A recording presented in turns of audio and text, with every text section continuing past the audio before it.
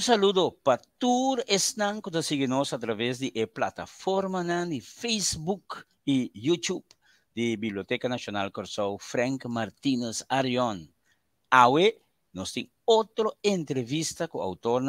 Nossa entrevista awe está com o autor Stefan Maas. Esta prefere para nós fazer entrevista no holandês. Seu papiamento está em crescimento ainda. Stefan Maas, goedemiddag. Ja, bon tardi, goedemiddag. Ja, voor onze volgers en via onze platforms. Wie is Stefan Maas? Ja, ik zal heel even kort wat over mezelf vertellen. Ik verblijf nu op Aruba. De afgelopen 6 jaar woonde ik eigenlijk permanent op Aruba. Maar ik kom al heel lang, sinds 2001, uit Aruba. Zoals iedereen kan horen en zien, ben ik Nederlander. Maar ik voel me inmiddels ook behoorlijk Arubaans, eigenlijk. En ik heb een hele bijzondere band met de eilanden opgebouwd inmiddels. Ja. Oké. Trouwens, hoe bent u op het idee gekomen om het boek Mibuki te schrijven? Ja, dat is geleidelijk ontstaan. Ik heb altijd heel veel gefotografeerd op het eiland en altijd heel veel getekend. Ik heb ook een tijdje les gegeven op de Academy of Arts in Aruba. En toen kwam ik ook veel kunstenaars tegen en personen uit de culturele wereld. Ik begon eigenlijk tekeningen te maken over wat ik om mij heen zag op het eiland. Bijzondere dingen, plekken, dingen uit de natuur, dingen uit de keuken, groente, fruit, van allerlei dingen die mij opvielen. En ik kreeg heel veel reacties van mensen, van kinderen in eerste instantie, maar ook van ouders en van leraren. En mensen vertelden mij, wanneer kunnen we dit op de school gebruiken? Dus mensen zagen direct dat het potentie had om op scholen te gebruiken. En zodoende ben ik daarover gaan nadenken en is het idee ontstaan om de boeken te maken. Dus echt om de tekeningen, dat het niet zomaar art is, maar dat het echt kan worden gebruikt ook in het onderwijs. Oké. Wat is de strekking of het belangrijkste boodschap van het verhaal in uw boek? Ja, nou, het is in eerste instantie bedoeld voor kinderen, maar juist ook voor kinderen samen met hun ouders en leraren. Dus echt voor de verschillende generaties om samen te beleven. Het is niet een kinderboek met een verhaaltje, zeg maar. Dus ik ben niet een traditionele kinderboekschrijver die een verhaal met personages en zo verzint. Dit is een ABC-boek. Dus ik heb een alfabetboek gemaakt van A tot en met Z over Aruba in eerste instantie en over Curaçao en Bonaire. Eigenlijk met alle speciale dingen die belangrijk zijn in de cultuur van de eilanden. Want ik was ook voor de klas. Ik heb een proef gedaan met dit boek op lagere scholen op Aruba.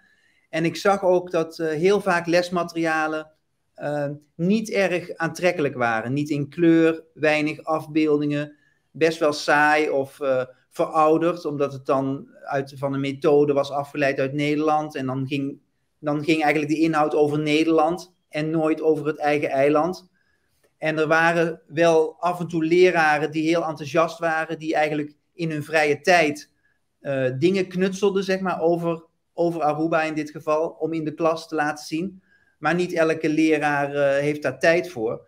Dus zodoende dacht ik ga met mijn tekeningen een boek maken dat het verschil kan maken, zeg maar, voor elke leraar die voor de klas staat op de lagere school in Aruba. Oké. Ja. Trouwens, u vindt het belangrijk dat Aruba en Bonaire, natuurlijk ook Curaçao, meelezen. Ja. Zo zie ik dat. Ja. Is dat ook zo? Ja, ik vind het juist heel erg belangrijk, ondanks dat elk eiland is erg klein, maar toch zijn er enorm veel duidelijke verschillen. Er is natuurlijk heel veel overeenkomst in klimaat, in natuur, in bomen en planten en dieren die je tegenkomt, maar er zijn ook unieke verschillen. Zeg maar wat mensen eten of hoe dingen genoemd worden. Want mensen vragen mij, waarom heb je 3 verschillende boeken gemaakt over de 3 eilanden? Het is natuurlijk vanwege de spelling, omdat die verschillend is. Maar het gaat er ook juist om dat dingen anders genoemd worden. Dat er andere lokale woorden zijn voor de individuele eilanden. Dus bijvoorbeeld een aloe op Aruba, die staat in het Curaçao-boek onder de naam Centevivo. Ja, dus dat is een klopt. bijzondere naam die dan daar gebruikt wordt, maar dat doen we op Aruba niet. Maar het is juist interessant dat die verschillen er zijn. Dus ik wil graag dat de kinderen op Aruba echt leren over wat zij om zich heen zien op Aruba. En de kinderen op Curaçao of Bonaire, wat zij om zich heen zien op Curaçao of Bonaire. Dus, ja. En voor ons is het ook belangrijk, want dan kunnen wij ook zien, dat is het verschil van tussen Curaçao en Bonaire en op Aruba. Ja. Dat zeggen ze dan op Bonaire. Ja. Dat is zeer interessant. Ja, heel veel mensen zijn er ook in geïnteresseerd om die verschillen te zien in de taal en in alles van de cultuur. Ja. Ja. Waarom zou ik dit boek moeten lezen?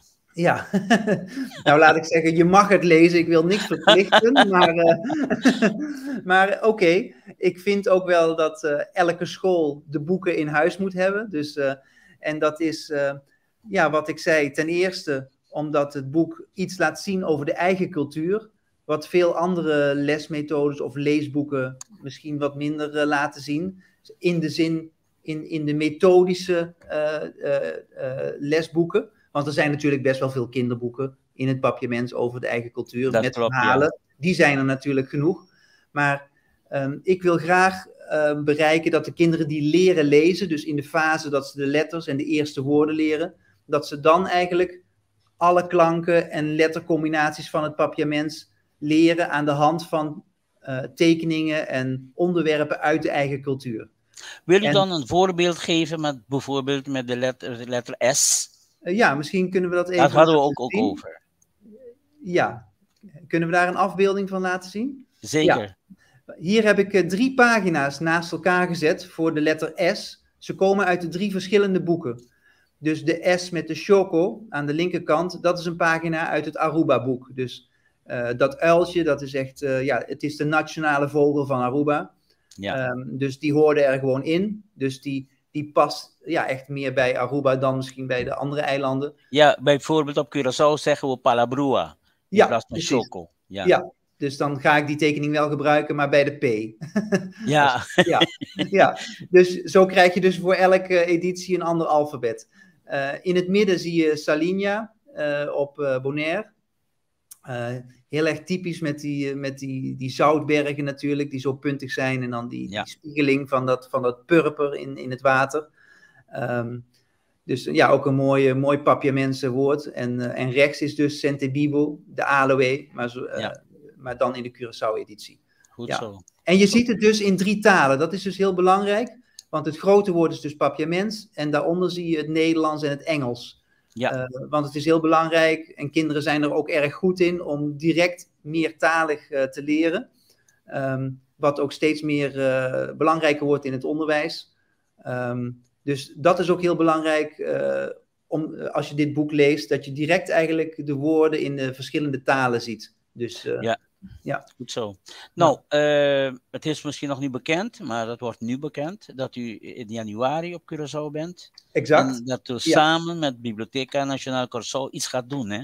Ja, dus we gaan in januari een leuke event organiseren, waarin ik het boek presenteer aan de kinderen en de ouders. Dus ik hoop dat die daar samen op afkomen, naartoe komen, en dan gaan we wat leuke spelletjes of oefeningen doen, zeg maar, die op het boek zijn gebaseerd. Dus wat actiefs, inderdaad. Dus bij deze boeken komen ook op dit moment, ben ik ook spellen aan het maken. Die worden de komende maand, zijn die ook hier gearriveerd. Die zijn nu nog op de boot, maar die kwartetspel, memoryspel, allerlei spelletjes die dus met het boek te maken hebben. Oh ja? Die komen er ook aan. Dus dat kinderen en ouders ook samen actieve dingen kunnen doen met de plaatjes van het boek. Dus, Oké. Trouwens, ik hoor ook dat u de illustraties zelf hebt gedaan. Ja. Van het boek. En dat u dat ook normaal doet voor andere auteurs. De afgelopen jaren heb ik vooral boeken gemaakt voor andere mensen. Maar dit is mijn eigen project. Ik ben dus zowel de auteur als de tekenaar van het boek. Dus dat... dat is bijzonder. Ja, dat is bijzonder om te melden, dus inderdaad. Ja, want ik ben dus tekenaar eigenlijk van beroep. Maar ik houd ook heel erg van het publiceren van boeken. En ik houd van taal. Dus in dit project komt eigenlijk alles bij elkaar. Mijn liefde voor de eilanden hier ook. En alles wat ik hier ervaren heb. Dus er zijn heel veel dingen, mijn interesses en mijn ervaringen van mijn verblijf hier. Het komt eigenlijk allemaal bij elkaar in dit project. En ik had gezien hoe noodzakelijk dat het is voor de scholen.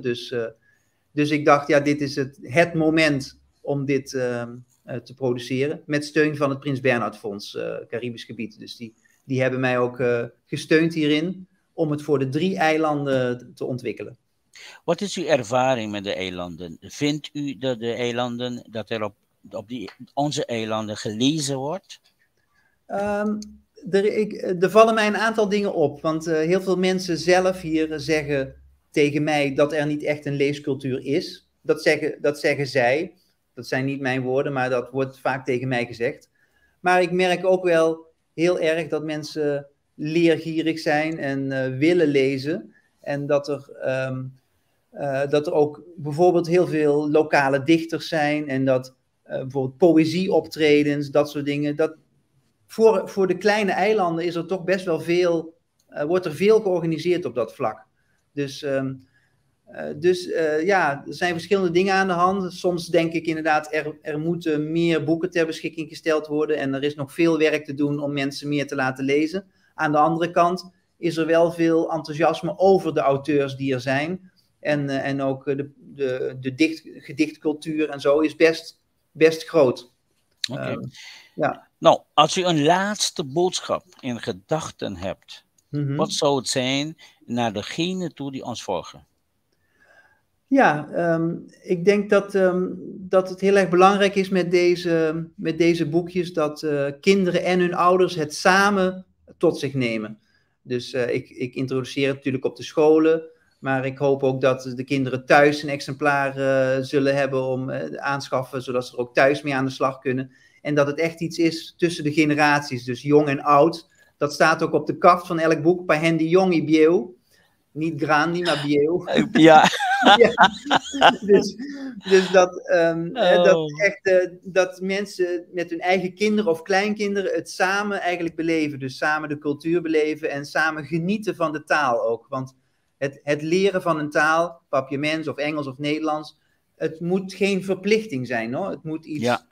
Het moet plezier opleveren. En plezierig zijn. Ja, de taal is iets heel erg moois, weet je. Dus dat is het mooiste wat we hebben eigenlijk om onszelf uit te drukken en uiting te geven aan onze gevoelens en emoties.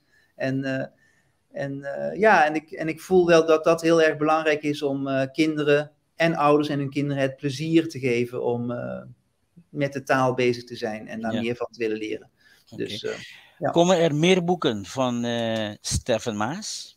Ik denk het wel, want de boeken zijn eigenlijk het begin. Er komt dus ook ander lesmateriaal aan. Ik ben ook met scholen aanvullend leesmateriaal aan het ontwikkelen. Om zinsopbouw en zinsconstructie eigenlijk aan de hand van plaatjes te onderwijzen.